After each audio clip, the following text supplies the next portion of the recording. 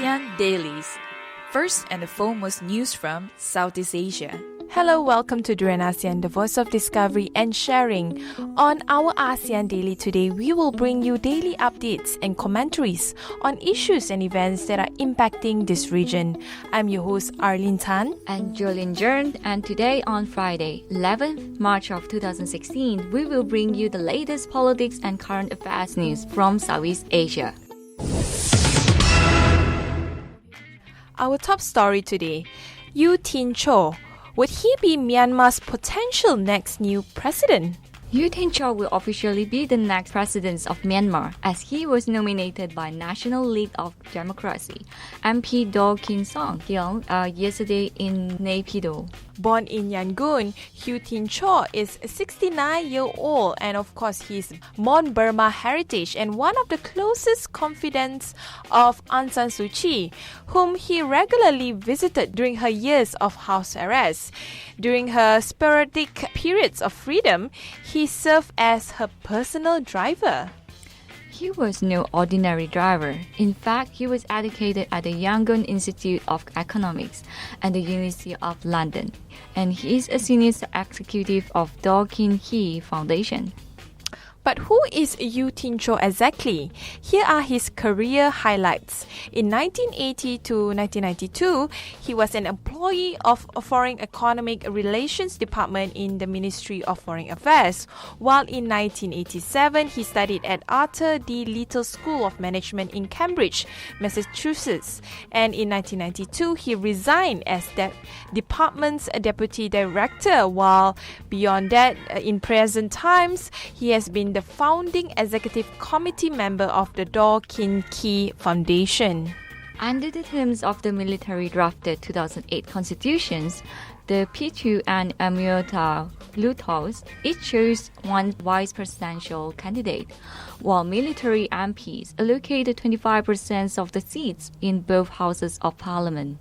But the thing is, Aung San Suu Kyi is barred from contesting the presidency because her two sons are British citizens.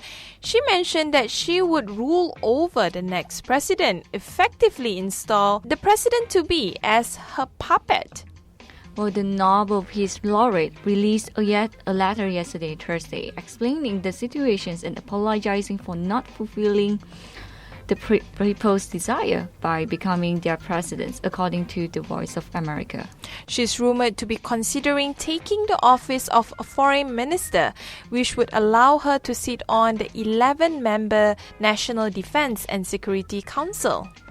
This election could come by the end of next week, with the new president assuming office on April 1st. So everything could happen by next month. Anyway, let's move on to the next news.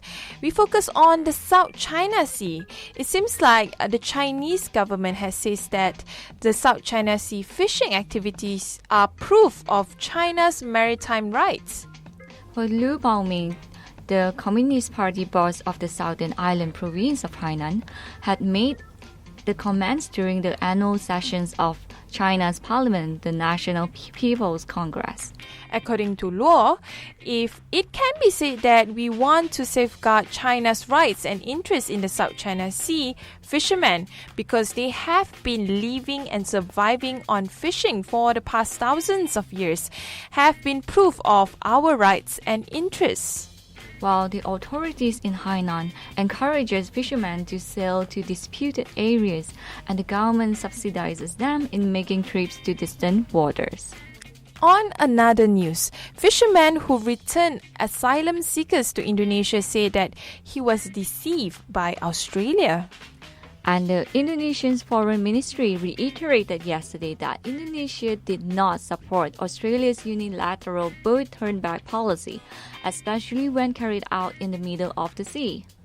This comes at a very sensitive time, especially with the Bali process, the main regional forum to combat people smuggling, which will be held in Bali on March 22nd and 23rd.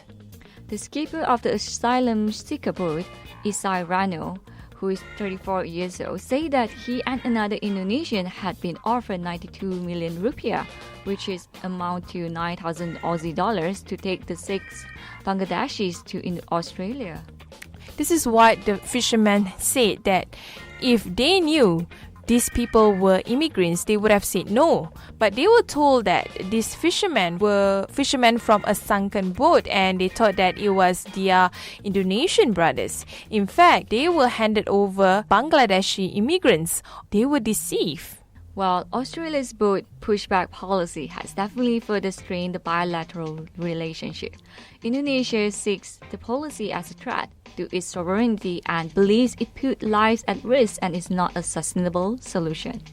Let's move on to the next news. In Malaysia, the government in Malaysia accepts parliamentary reforms. This was announced by Dewan Rakyat Speaker Tan Sri Pandika Amin Mulia. The proposal included the setting up of a special chamber to consider motions raised by lawmakers on pressing the current issues. MP will be allowed to ask a question not longer than a minute to a minister, who will give a brief 3-minute oral reply.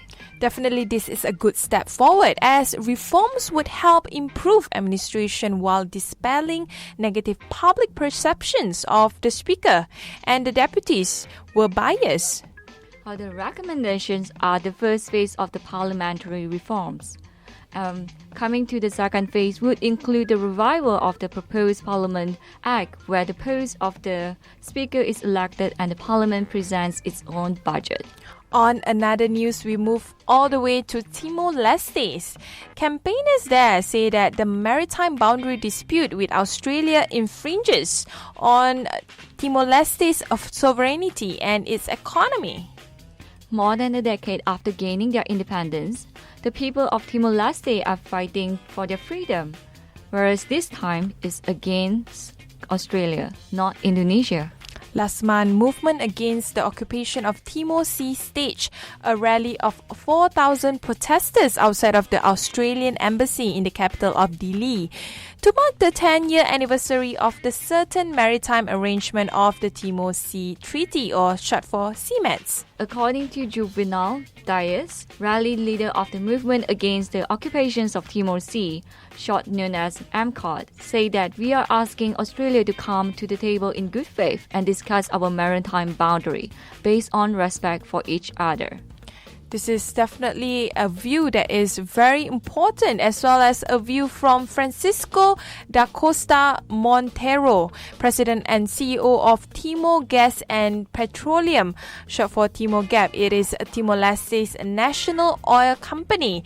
He also expressed, "This fight is almost like our second fight for independence. We've got our political independence, but it's now about sovereignty and economics." And under the United Nations Conventions on the Law of the Sea, known as UNCLOS, Timor-Leste believes it is entitled to a wider area that has been agreed upon in several treaties. But the decisions to enter into dialogue still rest with Prime Minister Malcolm Turnbull's government. That's all from our ASEAN Daily today. Thanks for tuning in to Duran ASEAN with me, Arlene Tan. For more updates on Southeast Asia, please go to our website at duranasian.com. If you're on the go, you can always download our TuneIn app on your mobile. Please subscribe to our YouTube channels at Duran ASEAN and Duran ASEAN TV. Don't forget to follow us on our Facebook page, Twitter and Instagram. We always welcome feedback from our listeners. Stay tuned with ASEAN Daily, Monday to Friday, same time at 12 to 1 p.m. on GMT Plus 8. Duran ASEAN, the voice of discovery and sharing. You're now listening to Durian ASEAN, the voice of discovery and sharing.